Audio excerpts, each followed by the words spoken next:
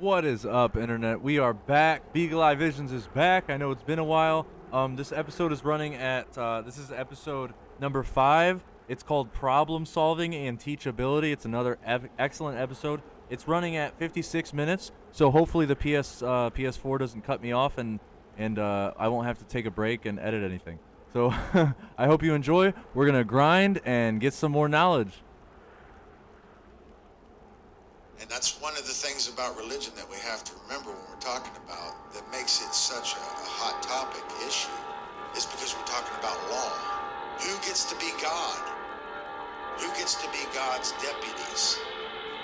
Who is the Most High? Who is the divine authority?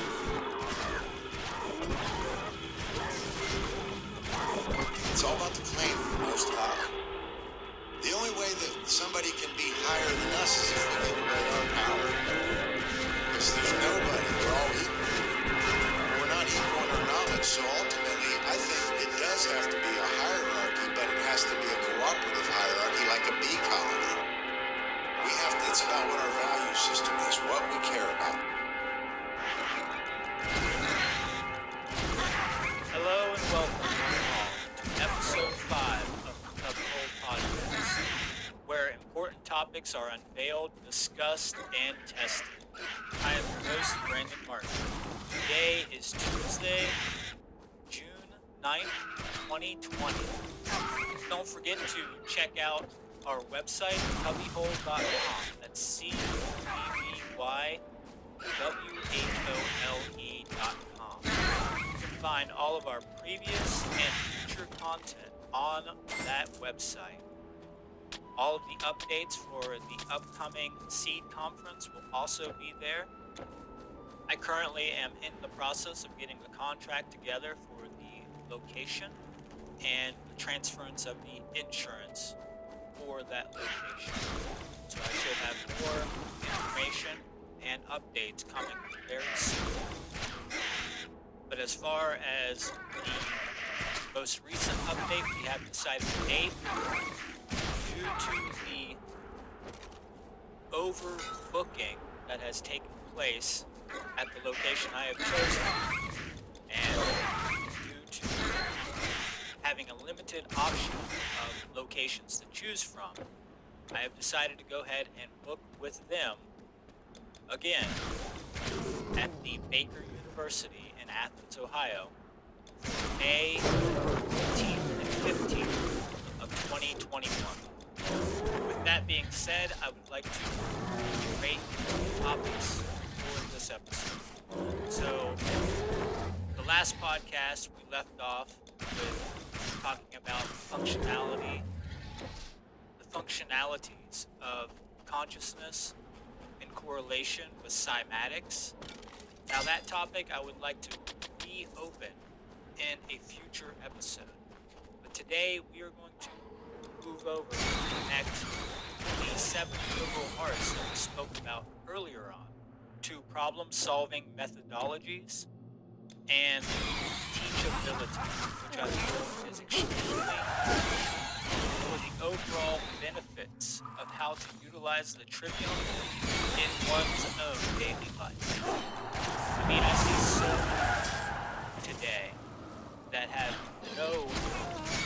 just complete lack of the ability to problem solve. I actually had a conversation with my father's girlfriend the other day about some issues we had and routing. And it literally took me like 5 minutes to figure the problem out. They have been dealing with this for weeks. And I told them, I said, if you were capable of problem solving more accurately, then you probably would have been able to deduce the issue with the modem. And the issue was simply that the modem was an older, or correction, it was a router. The router was an older device and needed its firmware to be updated. So all they had to do is log into the router and then update the firmware. It was as simple as that. And then their router was working. My main point here is the lack of being able to deduce the problem and find a solution has to do with the lack of critical thinking and also the lack of technological skills that are required. Most of what we're doing in today's age, people need to have technical skills to be able to utilize the devices that they have. And most people are far behind with understanding how these devices work. See, when I was growing up, I grew up in a rural area for the most part. And I started working with computers early on. I didn't have a lot of access to information or the internet or people to be able to teach me how to problem solve. So what I did was I enhanced my ability and skills through trial and error to actually figure out what was going on. So anytime I had an issue with my computer, I had to break it down, whether it was a software issue or hardware issue, and I would have to figure it out myself. Now that helped me train my mind to be able to problem solve, being able to actually go through things and break it down into its finer components and then build it back up and reasonably find the issue, track down the issue that is causing the computer to not function. Now this is something that I think I had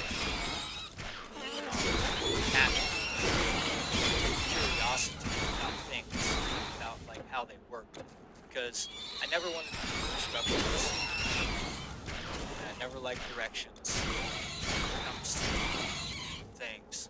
I also would take my transformers, my action figures, and instead of just playing with them like most kids would, When I reach and the I'm not village, saying that other I kids just do might this, obviously. hire some escorts But what I would for do the is I rest of wanted the to know journey. what made them work. I would break them down and then try to put them back together. So I would take them apart as much as possible to try to come to an understanding of how this transformer actually operates. And then I wanted to see if I could put it back together if I had broken it down into all these pieces. Now this kind of mindset really helps a person be able to enhance their ability to problem solve. So like looking at something and being able to imagine it taken apart and then being able to imagine how those pieces fit back together. This is all about pattern recognition. This is about consciousness when it comes down to it, because that's, what we're doing constantly. Pattern recognition. We talk about episodes. So this was a skill that I had fine-tuned pretty early on. Now I'm not an expert in it, but I have enough that I am completely capable of going through any of my devices or any of my tools and breaking them down and being able to look for the problem and solve it. So I'd say I reach about an 85 to 95% of the time I can actually solve the issue, things that I actually have on hand. Now take that simple issue, the lack of critical thinking and the inability to problem solve, and multiply that by the multitude of people in this world. And we now see what kind of condition we are living in. We are living in an age of absolute ignorance. Because it's not like these people are incapable of learning how to do these things. That's something we're going to talk about, teachability, and how the ego gets in the way of individuals who are wanting to have something in manifestation, and how their ego prevents them from gaining that condition or manifesting that condition into reality. Now I'm specifically talking about the negative attributes of the ego, which that's a whole other topic to get into, but to simply explain, there are positive attributes of the ego and negative attributes of it. The negative attributes are that which tracks our ability to gain or manifest what we say we want. Or we could say that it is a person's inability to say the most powerful words that one could say to themselves, which is, I was wrong. And from this position in consciousness, then make a shift to find out how to reconcile that issue by problem solving. We know there's a problem, now we must find the solution to that. So how do I change myself so that I align to the solution, to the higher level state of consciousness, so that I may create a different outcome? I believe Einstein said no problem can be solved by the same level of consciousness that created that problem. And that's what we're talking about here. We're talking about raising consciousness above the level of consciousness that created the problem. So the three main steps of problem solving are very simple. One, we must become conscious that there is a problem. To do this, we must conquer our fear of the negative, or the fear of not being able to solve the problem. We have to get out of denial. We have to admit to ourselves, be honest to ourselves that there is a problem taking place. So we have to get out of the fear-based denial of the problem in order to take the required steps to solve the problem. And the first step is to become conscious that there is a problem. And for that to happen, we must be honest and speak the truth. Two, we must come to the knowledge that the symptoms are just the effect of the underlying or root causes or cause. Therefore, we must realize that treating symptoms will never solve the problem. In order to do this, we must make an accurate and efficient diagnosis of the cause of the problem. We have to be able to diagnose. And that word, and obviously, we like to break down words here on the CubbyWhole. That word diagnose simply means through way of knowledge. Dia means through way of, gnosis means knowledge. So we have to become conscious that there is a problem. We have to get out of the fear about not being aware of the problem, because we have this whole new age notion that by looking at a problem, by paying attention to a problem, you give power to it. Or also, in other words, by paying attention to that which is negative, something that already is that which is, gives power to it, which is just crap. It's just hog. It's bunk.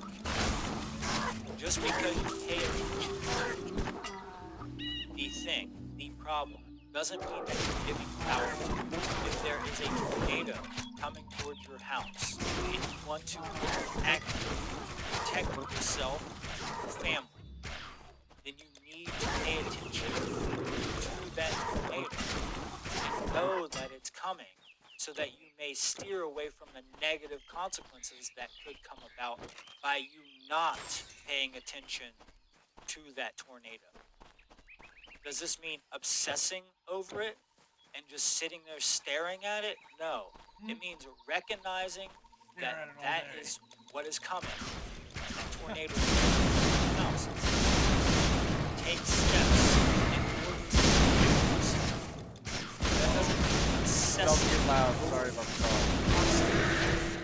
Just gazing in a daze at the tornado. That would actually create more problems by doing it. And this is where people get confused when it comes to paying attention to the negative. Yes, you must become aware of it.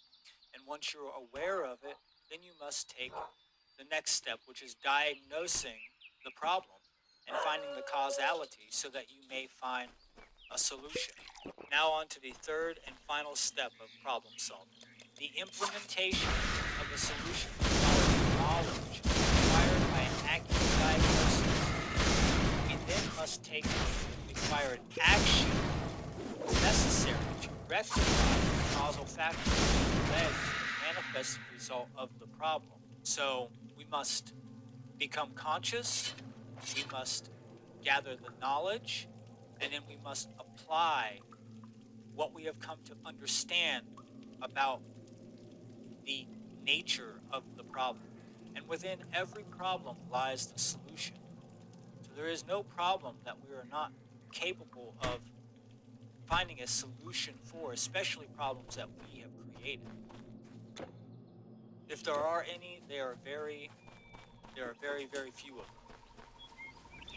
But I think one of the problems that people have is that they constantly are filtering. Actually, it's a quote from Travis Walton. And he says, Travis Walton. I've come to realize that the biggest problem anywhere in the world is that people's perception of reality are compulsively filtered through the screening mesh of what they want and do not want to be true. This goes back to that first step about people would literally rather live in their illusion than to face reality. They would do the most absurd behaviors in order to avoid facing the negative.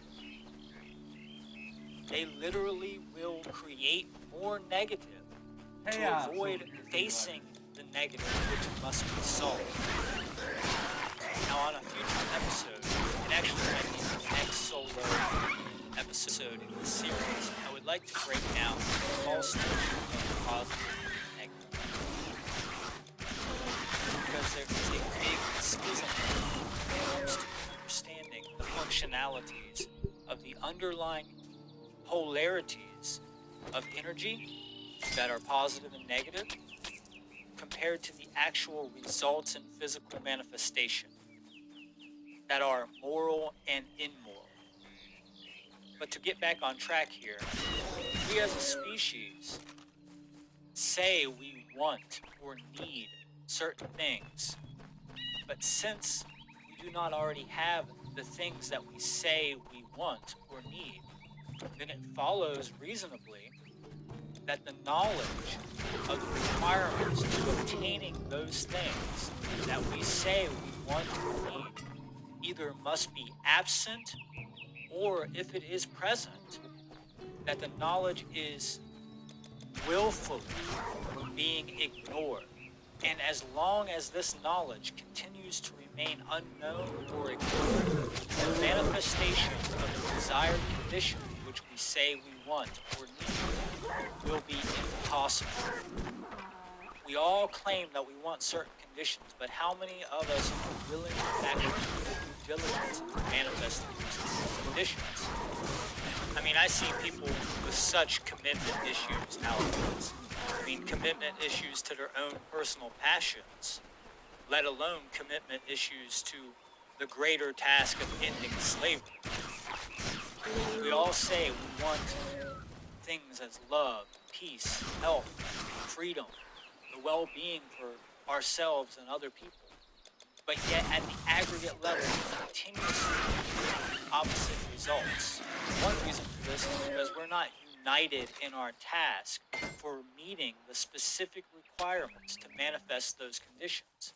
And if those requirements are not met, then those conditions will never manifest.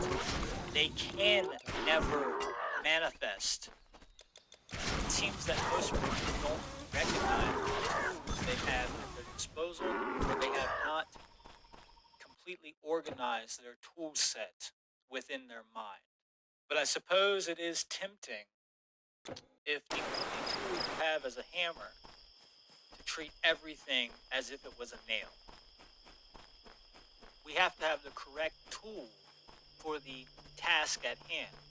So we don't want to end up in the ocean with a shovel trying to dig a hole. One of the main issues that I've faced when trying to communicate is that I notice they are either far too gullible or far too stubborn and skeptical. This gets into the next topic, which is about teachability. So most people's teachability is at a very, very low level. If you do not have a clear ability of being taught, which is what teachability means, then you are very likely to have a hard time in this life and in the condition that we are living. Because we do need to learn from others and from other experiences in this world. Yes, of course, we can be self-taught. We can have our own ability to learn through individual trial and error and experiences. But also, we cannot negate the other experiences that other people have here. If we do, we are putting ourselves at a disadvantage for our ability to steer away from harm and negative consequences in our own lives, and our ability to teach other people how to steer away from those negative consequences in their lives. So what is teachability? Teachability is the ability to learn by way of personal experience, by way of being taught by somebody else's experience and knowledge of reality or of truth.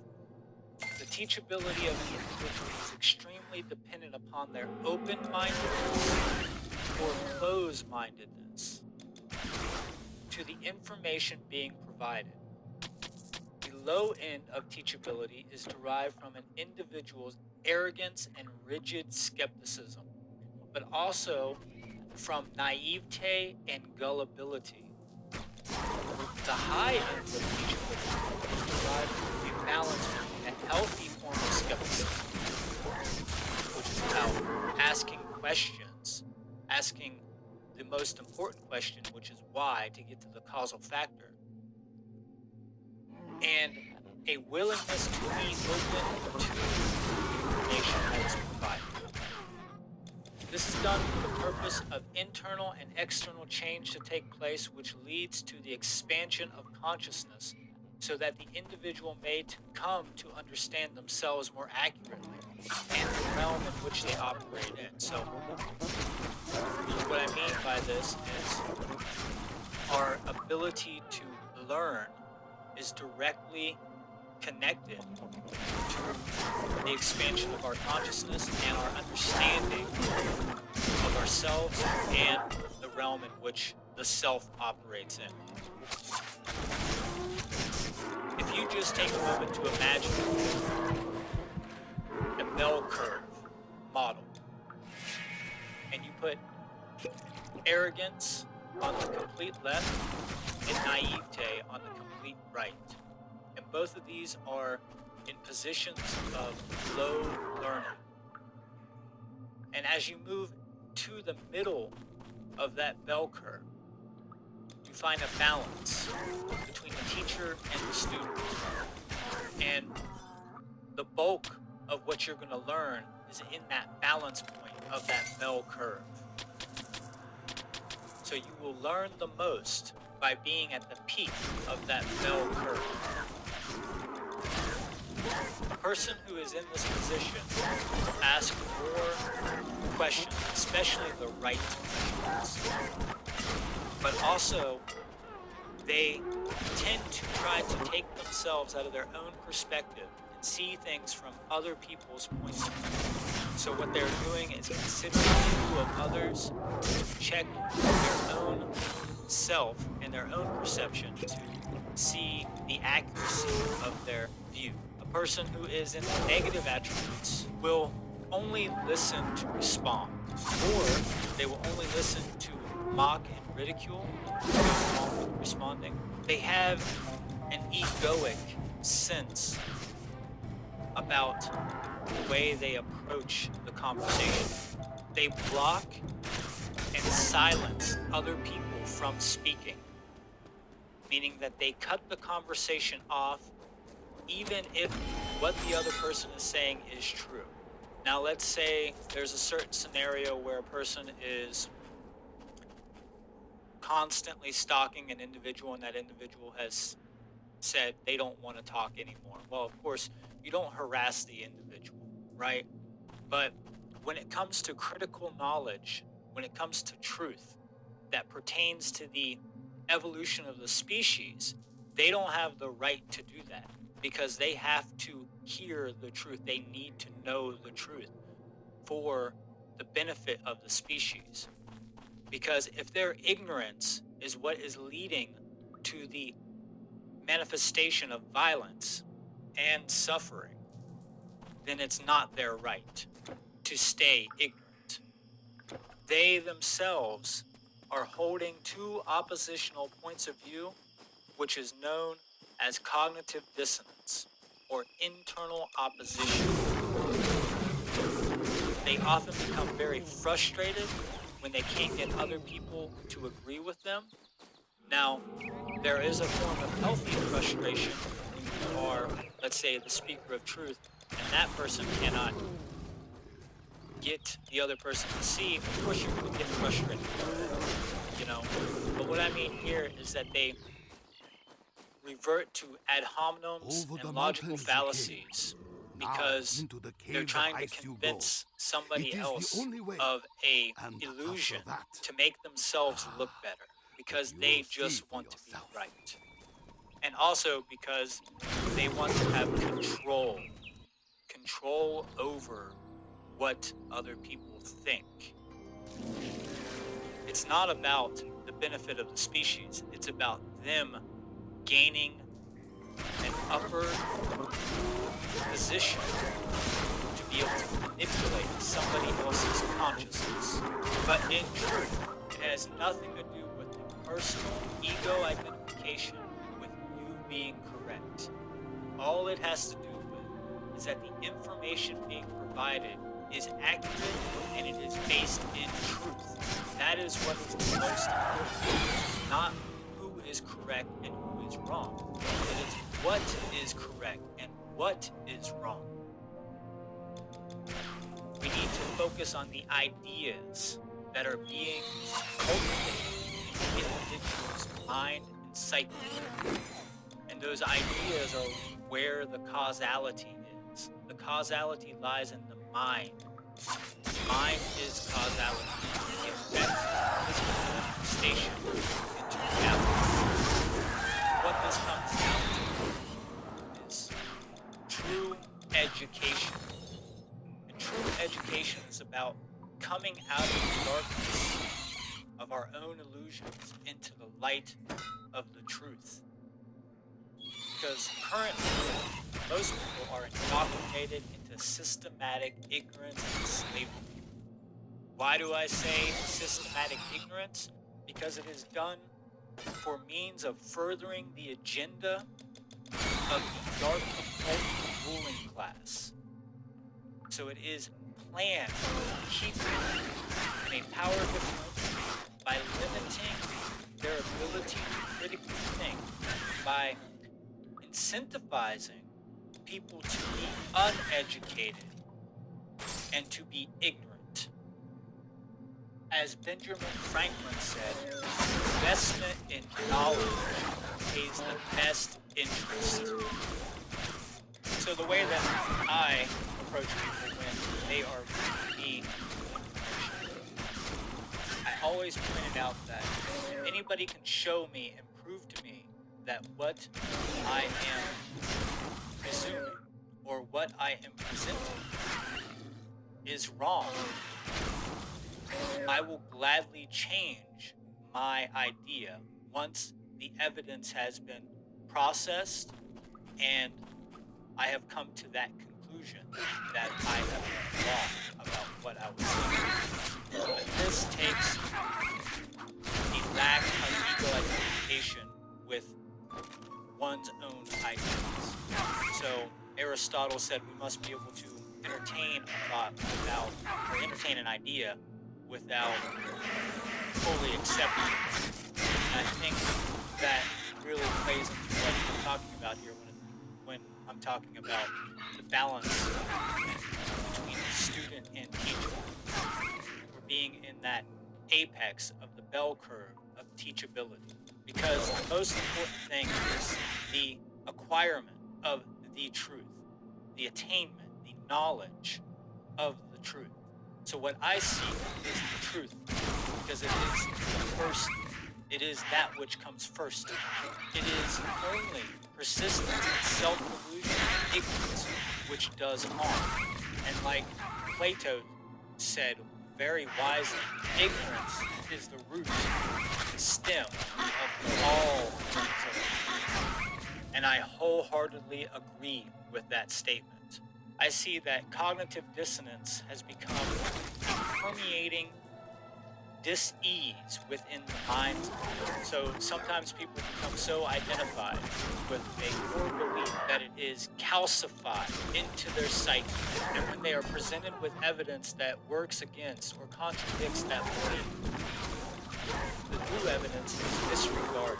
People mock and ridicule you for presenting such evidence. For that individual, it creates a feeling that is extremely uncomfortable. And since most people fear to be uncomfortable, they would rather live in their comfortable illusions than to actually accept the truth or even entertain the truth. They would rather not do their due diligence into searching for the truth or finding out if they are wrong in favor of them continuously believing that which they have already calcified into their psyche. So to them, it is very important to protect the core belief, and they will rationalize, ignore, deny anything that doesn't fit in with the core belief. I've always said this to people who came to me for guidance. Of course, I will show you what I know, and I will point you in the right direction. But I'm not your guru. I'm not your savior. I'm not your saint. I'm not your priest. The true teacher is actually you. It is your higher self. And when you have gained the true higher self reasoning, what I spoke about in the last episode, about true reason being the conjunction, the holy wedding between the masculine and the feminine, the intellectual and the intuitive, then you will release yourself from bondage of low base appetites and impulses, and you yourself will become your own priest, your own sage, your own illuminator. This does not mean that you cannot learn from me or from others. It just means that it is because of you and your own internal balance that you are capable of being receptive to that information. You become conduit for the truth. And that's why it becomes our moral obligation in times of universal deceit to share that knowledge with other people who are in ignorance of that truth, or who are in nescience of that truth, those who do not have the capability of the access to that truth.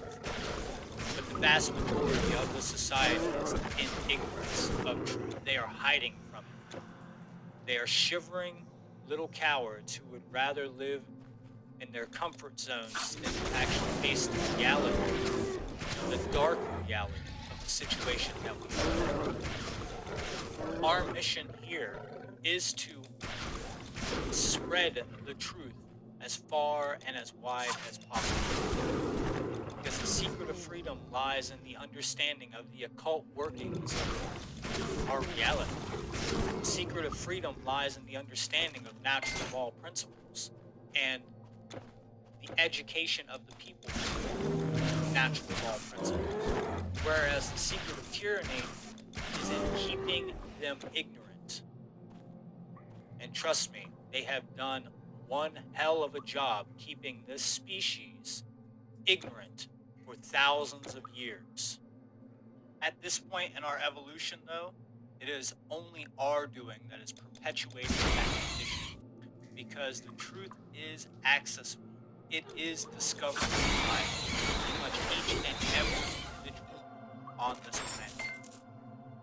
The reason why we're in this condition is people continue to ignore that which is the most important. It's been said many times, but the truth is belligerent in times of mass deceit. So it is highly likely when you approach people about these topics that you could trigger these individuals, and they will become very emotional and lash out toward you. So when it comes to being in the healthy form of teachability, a healthy form of skepticism, but also a healthy form of open-mindedness, you should never crucify the messenger of truth. The messenger is simply a conduit for that information. So when it comes to a message of truth, it has nothing to do with who said it or how it was spoken to you. It doesn't matter if it was screamed in your face or passively whispered. All that is truly relevant is whether you recognize it as truth or not, and whether the information is actually correct or not. It is your responsibility. It is all of our responsibilities for what we do with the information provided, and what we do with what we know to be true. I mean, there are those who would violently, and who do violently accost other people because they find the information distasteful or contradictory to their formerly held beliefs. How do you see? And sometimes they even go out of their way to seek vengeance upon these people who try to help them with their incorrect ideas. Sky smiles on the traveler. Earth This goes back to that out of balance ego and their attachment to their false axioms.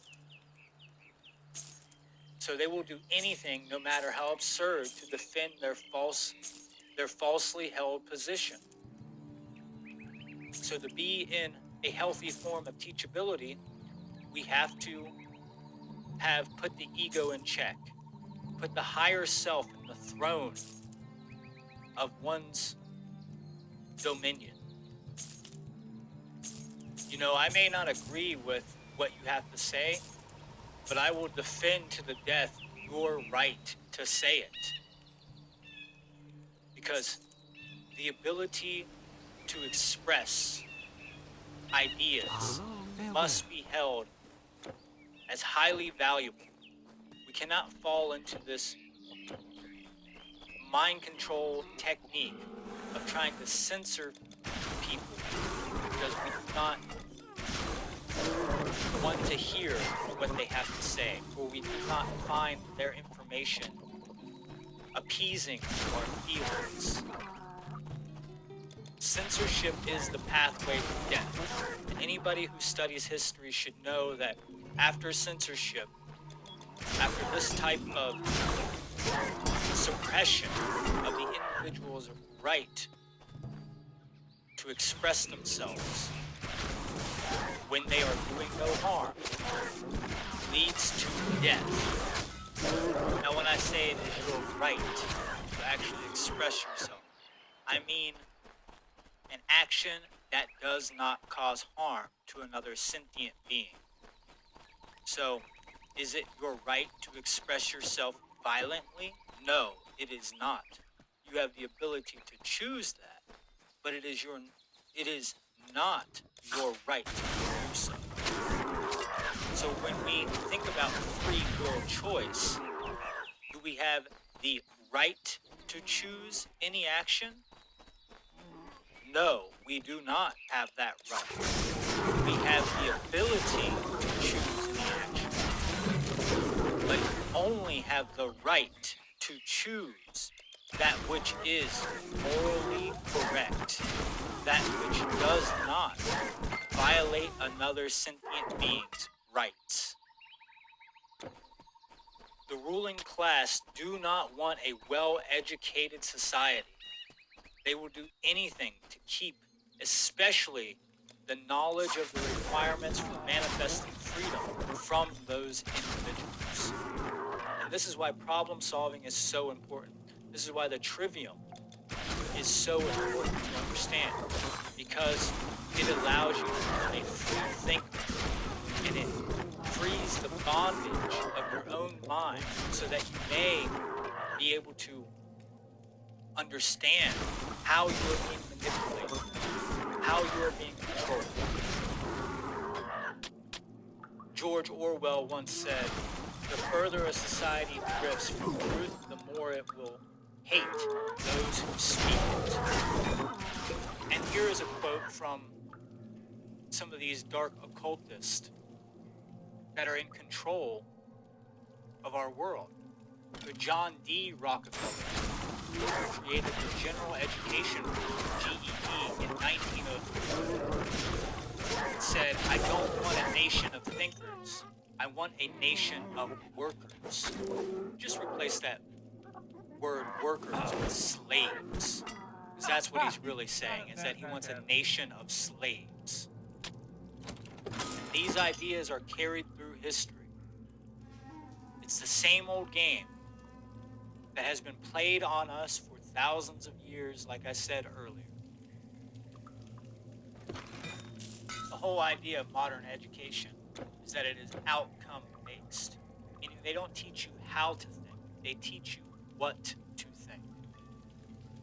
To be molded into a state-approved human drone that cannot think outside of the prescribed paradigm or consensus.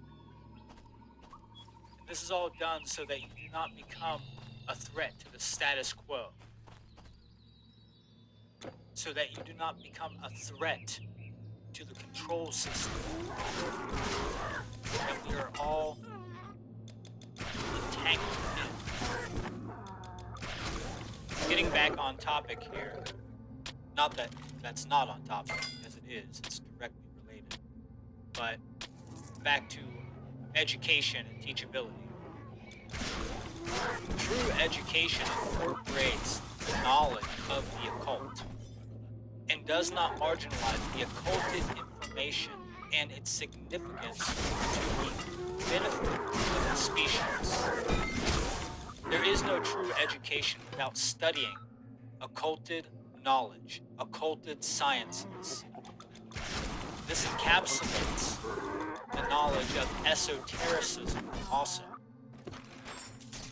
This is one of the major failures in our education system, is that they marginalize the esoteric teachings and the occult sciences, which is kind of funny because a lot of the things that they're teaching, besides the blatant lies and indoctrination techniques that they're using, are coming from people who were occultists, who were esotericists, some of the greatest minds that ever existed studied the occult.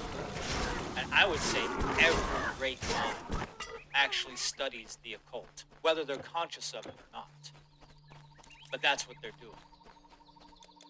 And that is our task here at the CubbyWhole, is to reveal or unveil the occulted knowledge. Yeah. We are the occultist. What is a de-occultist? De-occultist is an individual motivated by intense intuitive curiosity and care about the hidden knowledge of the self and the realm in which the self exists and operates. Just like I was talking about problem solving, and you probably hear that quite a bit, because there is no knowledge of crucial importance that is outside of those two categories. That's outside of the microcosmic and the macrocosmic realms. Observing the world around them and within them, they gain critical and valuable hidden information, then proceed to process that information and come to an accurate understanding of the truth. With the great ability to discern quickly and efficiently reality from illusion, they work courageously and vigorously to advise, assist, and support others to awaken to such knowledge. Through their excellent deductive and contemplation skills, they seek to unveil and shine light upon the deceit, corruption, and lies of our world. They leave no stone unturned in their arduous task for the truth. They always are seeking to apply solutions within their capability for real and positive change. They are in complete service to truth and love and will always act as its defenders. The light work is the right work. So a de-occultist is pretty much a shaman, one who is a way shower. That's what the word shaman means. It means a way shower. So we are unveiling that which is hidden. We are revealing the secrets or mysteries that have been discovered. And we are seeking to help others to do the same, to initiate them, to give them a boost, to hold them up on our shoulders so that they may see further than we ever did, and gain higher aspects of consciousness, because it is all about posterity. It is all about the growth of the species. It is all about manifesting true love at the aggregate level. You know, people are always worried about everything being destroyed by those who do evil. Personally, I'm more concerned about the people who stand and do nothing, or more like sit and do nothing in the face of evil. They are complicit in the evil by doing nothing in the face of it. It is each of our moral obligation to actually stand up and speak the truth. By not speaking the truth, if you hold knowledge that is of critical importance to manifest freedom or to solve issues that are manifesting suffering, then you are complicit in the continuation of that suffering. In the end, it will not be the words of my enemies that are rude. It will be the silence of my friends who sat back and did nothing in the face of atrocities. A lot of people feel very hopeless when it comes to trying to spread a message of truth. But we all have to recognize and become humble in the fact that we are planting seeds of truth within their subconsciousness. And it takes time for that seed to germinate. Depending upon the individual who decides to nurture that seed will determine the rate in which that seed truth germinates. See, I don't do this because I think I'm going to get to everybody and awaken everybody. Honestly, it's not about me.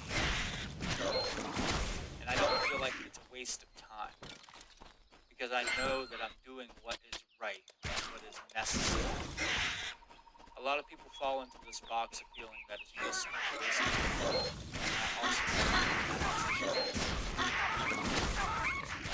But it's all about what you're choosing to do with the knowledge that you hold. I have chosen to do this from my own goodness, with honor and integrity. Whether or not people decide to use that is up to them. It's not my responsibility for what they do with their knowledge. It is their responsibility for what they do with the knowledge they have attained and hold. I know that if it wasn't for people who were willing to step up to speak to me in a hard way, that I would never have gotten to this level of consciousness. Even if that truth is painful and makes people feel uncomfortable, which is more than likely than not, we still must speak the truth. I would rather hear a painful truth than be given a pleasurable lie. And the truth is that when we recognize the current issues that we're facing as a species, it is very painful, especially to those who have a conscience.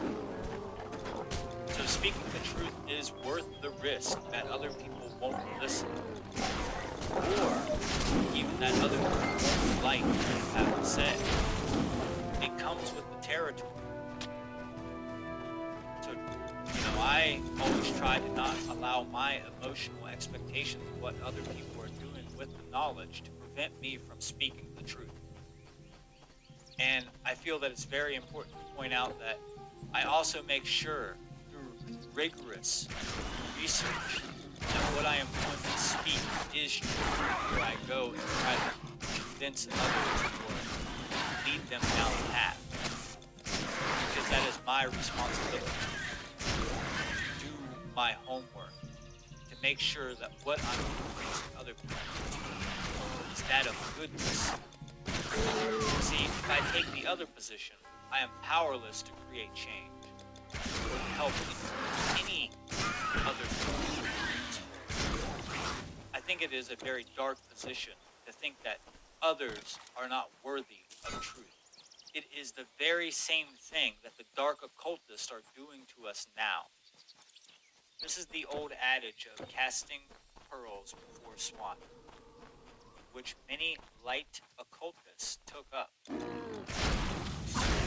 especially in the medic tradition.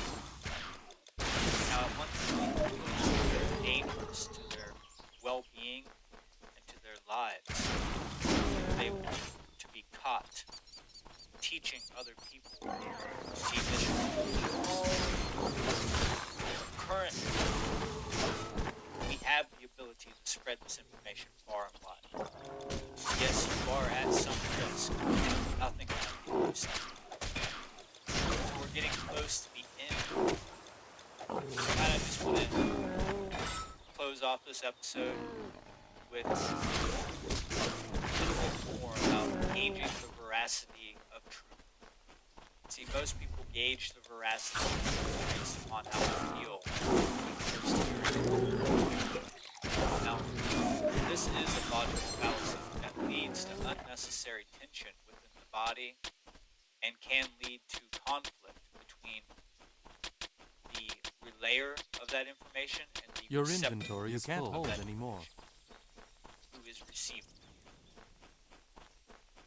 It is not productive for true learning. Yes, it is true that you have the potential to learn later on, after you emotionally cool down. But if you are looking to learn the most and to enhance your consciousness and better self, then paying attention to such trivialities like how somebody looks, how they dress, how they sound, does not serve us in our goal of finding truth. The most important thing dealing with the information is the truth, not how it makes you feel. It doesn't devalue your emotion or your experience of your emotion, but it does allow you to understand that some emotions are based off of unnecessary self-inflicted form of suffering. Normally these are trauma-based responses. You can't carry anymore. To something that is coming into conflict with a idea about what anger is. Just like I was speaking about in cognitive series. So I'm going to end with a great quote from Plato. We can easily forgive a child who is afraid of the dark. The real tragedy of life is when men are afraid of the light. But that is all the time that we have for today, folks. All right, there you have it. Another great episode. I love that episode. The next one is called Esoteric Relationships. It's actually with Dylan McCormick's wife. I think that's my number one favorite. I absolutely love that esoteric relationship episode. That was fun. Killed a few bosses. Almost died quite a few times there. Got pretty close to dying. Luckily, I made it out alive. There's not much else to say. I mean, these guys are fantastic hosts. They hit all these topics right on the head. I will do some shameless plugging, and if you are into this information, I think this is a great episode. You should check out the Kai Balian book review that we did on Beagle Eye Visions. Anyways, signing off. I'm gonna get out of here, and stay tuned. Stay tuned for more gaming, more book reviews. Another book review should be done this week, and we'll post up another one. All right, stay tuned. Thank you if you made it this far. Give us a like, give us a share the information. Go to CubbyWhole, support their stuff. Get one of them awesome CubbyWhole sweaters. Keep you warm through the winter. All right, peace out, Internet.